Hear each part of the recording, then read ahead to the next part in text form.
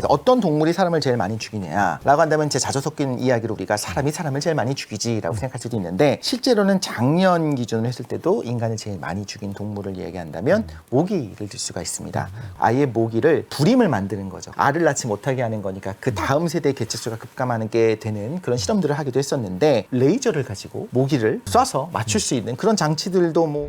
자, 박종훈의 경제한방 이독실 과학 칼럼니스트와 함께 하고 있는데 우리 지금 최근에 가장 불편하다 이렇게 지금 얘기가 나오고 있는 걸 보면 네.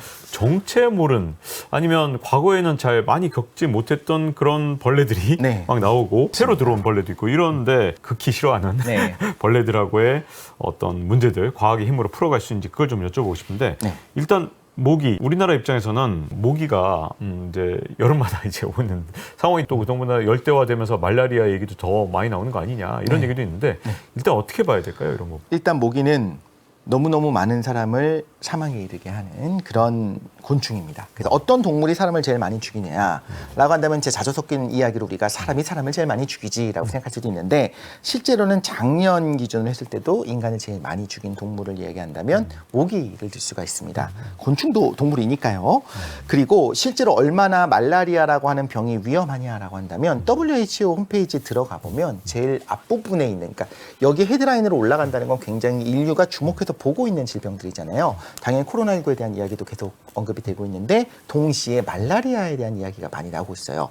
말라리아가 우리나라에서도 최근에 발생하고 있어서 좀 걱정되고 우려되고 이런 이야기가 나옵니다만 한 70만 명 정도가 작년에 사망했을 거라고 봐요.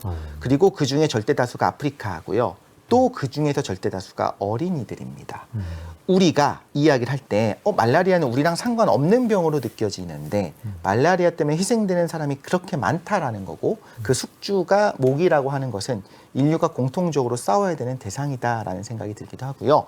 네, 사실 모기라고 하는 것이 말라리아뿐만 아니라 황열병, 댕기열, 지카 바이러스, 우리나라 일본 내염까지 굉장히 많은 병들 딱 듣기만 해도 굉장히 치명적인 병들이거든요. 이런 것들을 옮길 수 있는 곤충이기 때문에 좀 심각한 문제는 맞다라는 생각이 들기도 합니다. 네, 일단 모기 나오는 철이 되다 보니까 이제 모기 잡을 때 저도 손으로 많이 잡는데 네네. 손으로 잡으면 안 좋다 이런 얘기도 있더라고요. 이게 어떻게 봐야 되나요? 이런 것 같아요. 진짜 이제 디테일하게 살펴보는 분들 중에는 앉았어요. 이때는 잡아도 됩니다.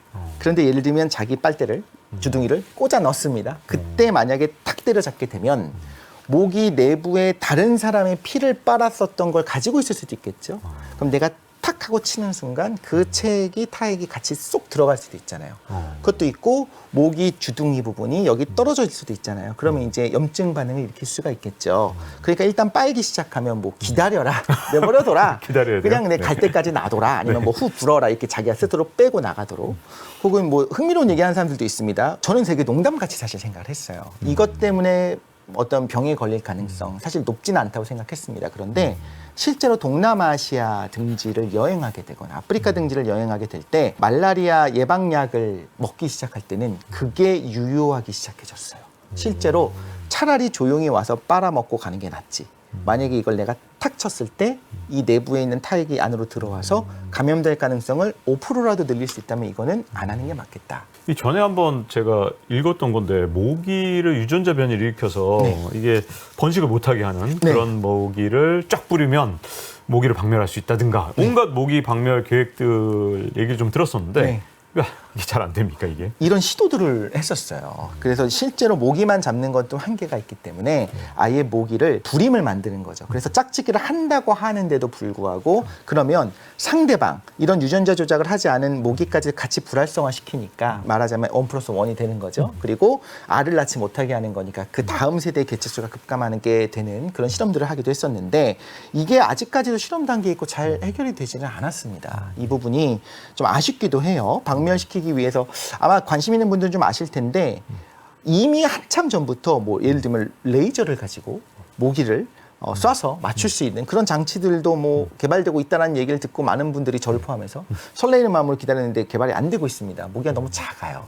그렇기도 하고 어느 정도로 과학계에서도 시도를 하고 있냐면 사실 레이첼 카슨의 침묵의 봄이 워낙 유명하지 않습니까? 네. 거기선 DDT가 너무나 오랫동안 토양에 남아서 사람에게 치명적이다, 위험한 물질이다라고 얘기했고 그거에 모두가 동의를 합니다. 그런데 그것 때문에 인도에서는요. 말라리아가 거의 잡혀가고 있는 상황에서 다시 말라리아가 솟구치기도 했었어요. 이건 DDT에 내성을 가진 모기가 출현했기 때문일 수도 있겠지만 다르게 말하자면 지금 WHO에서도요. 제한적으로 DDT 사용을 해야 되는 거를 좀 봐야 되지 않나라는 이야기를 할 정도로 너무나 치명적인 것 중에 하나가 말라리아인 겁니다. 그런데 그때 그 DDT를 다시 갖고 와서 활용하는 문제까지 제3세계에서는 그걸 논의하고 있을 정도로 어떻게 보면 과학계가 무력하다고도 할 수 있겠죠. 그 외에 정말 곤충을 싸그리 죽이고 박멸하는 것 외에는 모기를 완벽하게 잡는 게 이렇게 어렵구나라고 하는 거에 대한 방증이 있는 것 같습니다. 이게 또 하나 궁금한 건 진짜로 언젠가 모기를 진짜 박멸할 수 있게 되는 그런 날이 왔을 때 네. 어쨌든 하나의 종이 사라지면 우리한테는 해충이라 해서 없앴는데 네. 생태계 전체에 영향을 준다든가 이럴 수도 있는 겁니까? 우리한테 해충들이? 우리 생태계가 생각보다 빠르게 채워나가거든요. 그래서 모기만 수분을 매개하는 작물이 있어요. 예를 들면 카카오가 그렇습니다. 그래서 카카오. 아마 모기가 사라지게 되면, 그러니까 누군가가 말한 것처럼, 어떤 과학자들이 말하는 것처럼 모기를 완전히 박멸하게 되면 우리 초콜릿 못 먹는다. 그러면서 이제 악영향을 준다. 이렇게 이야기를 하기도 하는데, 일단 전제는요, 모기를 박멸이 저는 불가능하다고 보기 때문에 드린 말씀입니다. 모기가 사는 곳이 사람만 있는 곳이 아니에요. 인간이 완벽하게 극복해낸 질병이 천연두가 하나가 있는데, 천연두의 경우에는 사람이 걸리는 병이었기 때문에 가능했던 거예요. 거기다 DNA 바이러스, DNA로 되어 있기 때문에 그런 거였는데, 모기는 사람만 물지 않습니다. 시베리아 같은 곳에 있는 수많은 뭐 소떼, 말떼 이런 이곳에 있는 포유류들, 초식동물이 있잖아요. 여름철이 되면 모기가 정말 어마어마하게 나타나서 그들의 피를 빱니다. 심지어 어느 정도냐면 얼룩무늬를 만든 이유 중에 하나가 어떤 천적으로부터뿐만 아니라 모기로부터 잘 안 보이게 하기 위해서 그런 이야기를 하기까지 하거든요.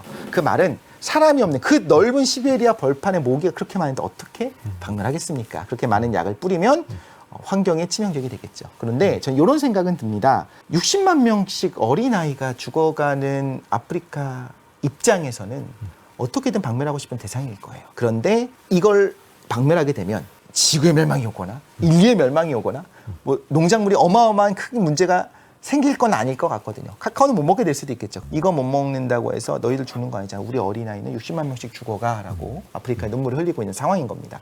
저는 가능하냐 불가능하냐에 대한 대답보다는 이 부분을 우리가 고려해야 된다는 말씀을 드리고 싶고, 두 번째는 생각보다 우리 생태계가 튼튼해서 딱 한 종을 콕 집어서 사라진다고 했을 때 막 붕괴해서 막 돌이킬 수 없는 문제가 벌어질 수도 있지만 보통은 그렇지 않은 경우가 더 많았다. 왜냐하면 먹이 사슬이 아니라 먹이 그물인 경우가 많기 때문에 그렇습니다. 모기 얘기도 한참 했습니다만 우리가 또 궁금한 것 중에 하나가 요즘에 하도 기사가 많이 나와서 저도 러브버그 네. 이 도대체 어떻게 된 겁니까? 이거 언제 왜 이렇게 나타난 겁니까? 이거? 작년에 갑자기 우리나라에서 많이 나타나기 시작했죠. 그래서 이 러브버그에 대해서는 우리나라에서 연구가 많이 되지 않았어요. 사실 작년에 논문이 하나가 나왔었고 이제 올해는 서울 전역으로 좀 퍼져나가고 있지 않습니까? 그래서 저는 타산지석으로 삼을 수 있는 것 중에 하나가 미국의 플로리다가 있었어요. 미국에서 이야기하는 그 본토 러브버그가 지금 우리나라에 있는 종이랑은 다른 종입니다. 우리나라에는 주로 저기 뭐 대만이나 동남아시아, 일본 쪽에 있었던 그 러브버그가 한국으로 유입된 거로 봐요. 그런데 어쨌든 속 단위에서 비슷한 그 종, 그것이 또 중남미에 퍼져 있는데 플로리다는 외래종이었습니다. 처음 들어왔습니다. 사람들이 외래종이 왜 들어왔지? 이때 흥미로운 게 있는데 두 가지 가설이 제시가 됐어요. 플로리다 주립대학에서 곤충학자들이 데리고 왔다. 그래서 풀었다. 원래는 여기에 많던 애들이 아니고 저 옆에 다른 주에 있었었는데 여기로 넘어왔다라고 하는 이야기도 있었고, 또 하나가 흥미로운데 모기를 잡기 위해 유전자 조작을 해서 모기를 잡기 위한 벌레로 들여온 거다. 그게 아니면 도저히 이 벌레를 들여오는 걸 이해할 수가 없는 거예요, 곤충을. 그래서 그런 소문까지 있었습니다. 사실이 아니고요. 모기를 잡아주면 참 좋겠지만 모기는 잠자리가 참 좋아합니다. 네. 아쉽게도 러브버그는 초식성이기 때문에 모기를 잡지 않습니다. 그 정도로 사람들이 모기를 박멸하고 싶어 한다는 것을 좀 반증을 드리고요. 이렇게 들어왔는데 학자들이 연구를 하다 보니까 아니 해가 없는 거예요. 해가 없고 그래요? 생활사를 보니까 주로 3개월에서 6개월 정도 땅 속에 있다가 이제 올라옵니다. 위로 올라와요. 그 다음에 딱 많이 퍼지는 게 1년에 2번 있었어요. 봄에서 여름으로 갈 때 한번 크게 퍼지고요. 여름에서 가을로 갈 때 한번 크게 퍼집니다. 기록을 보면 1940년에 플로리다의 4분의 1을 덮었다고 해요. 생각해도 끔찍한데요. 네. 그렇죠. 네. 그런데 그렇게 되고 나면 또 개체수 조절이 되기 시작하거든요. 그런데 곤충학자들이 볼 때는 사소한 거예요. 사람에게 해를 끼치지 않아요. 심리적으로 문제가 있지만, 그리고 일주일만 기다리면 사라질 문제예요. 일주일도 못 살거든요. 그러면 과연 이걸 연구를 계속할 것이냐. 실제로 40년이 지나서 그렇게 대발생이 끝나고 나니까 의회에서도 돈을 끊습니다. 지금은 돈이 없으면 연구가 되지 않거든요. 실제로 연구를 해야 되는 인간에게 해악을 끼치는 수많은 질병들도 있고 수많은 곤충들이 있어요. 그런데 오히려 러브버그는 익충에 가깝거든요. 익충이요? 그래도 뭐 식물이라도 먹으면 안 좋은 거 아니에요? 식물을 안 먹어요. 어? 러브버그의 애벌레들이 썩은 식물, 죽은 식물을 갉아먹고 이제 자연으로 돌리는 역할을 합니다. 말하자면 지렁이 같은 역할을 한다고 해야겠죠. 네. 그래서 오히려 익충에 더 가까운 것이고 우리가 볼 때는 날개가 까맣기 때문에 좀 징그럽게 보이긴 합니다만 그것도 딱 일주일만 참으면 된다는 거예요. 그래서 드리고 싶은 말씀은 저도 싫어요. 사실. 네. 만약에 까맣게 덮었다고 하면 더 싫을 것 같습니다. 그런데 은행철이 되면 냄새가 너무 나잖아요. 그렇다고 해서 그 은행나무, 암나무를 전부 다 베어버리자라고 얘기하지 않고 그때만 넘기면 된다는 걸 알잖아요. 매미 소리가 너무 시끄럽습니다. 매미가 3년, 5년, 7년, 미국의 경우는 13년 이렇게 소수 단위로 살게 되는데 그 땅 속에서요. 이런 매미가 시끄럽다고 해서 매미를 박멸시키자는 얘기는 안 합니다. 매미가 사실 더 크고 징그럽다고 하면 미안하니까 매미야 미안해. 매미가 좀 무서운데 그런 얘기 안 하잖아요. 왜냐하면 그 시기만 참으면 된다는 걸 아니까. 네. 아마도 작년에 대발생을 하고 올해도 더 퍼져서 발생을 했잖아요. 이게 우리나라에 아예 고착화될 수도 있어요. 오. 너무 싫을 수 있겠지만 네네. 시간이 지나면 아, 이 시기만 참으면 되는구나라고 생각하고 넘기게 될 가능성이 높아진다. 그리고 러브버그가요. 이렇게 높은 곳, 위도 이렇게 높은 곳까지 올라올 수 없었습니다. 따뜻한 곳에 있어야 돼요. 그런데 지금 우리나라까지 올랐다고 하는 거는 다르게 말하자면 한 번도 기회가 없었는데 대한민국에 정착할 수 있는 기회가 주어졌다라고도 볼 수 있겠지만 사실 인간이 만든 기후 변화 때문에 나타나는 그런 업보라고 해야 될까요? 그런 걸 수도 있는 겁니다. 그래서 지금은 일단은 우리나라에서는 발생한 지 얼마 안 됐기 때문에 여전히 연구 중이긴 하지만 뭐 멸종시키거나 박멸하거나 이런 부분의 연구는 지금 안 되고 있습니다. 이 기후변화는 앞으로 계속될 거고 그러면 우리는 이런 새로운 종들이 자꾸 더 만나게 될 가능성이 앞으로 더 크겠네요. 앞으로 맞습니다. 가면. 그렇죠. 그래서 그 부분이 처음에 딱 참고를 하게 되면 문제는 천적이 없다는 거예요. 그래서 갑자기 이렇게 확 늘어나는 것이 가능하거든요. 정착이 어렵기도 합니다. 외래종이 들어오면요. 사실 러브버그는 지금 이 부분에서는 어폐가 있는 것이 러브버그 자체가 별로 천적이 없어요. 근데 왜 그러냐면 실제로 성충이 돼서 날면서 두 마리가 이제 붙어서 날잖아요. 이런 시기가 3일에서 5일 정도밖에 안 됩니다. 우리나라 토종 잠자리 도심에서 찾아보기도 힘듭니다만 잠자리 입장에서 갑자기 이게 왜 나타났지? 이거 먹을 수 있는 건가? 아직은 고민하고 있을 수도 있어요.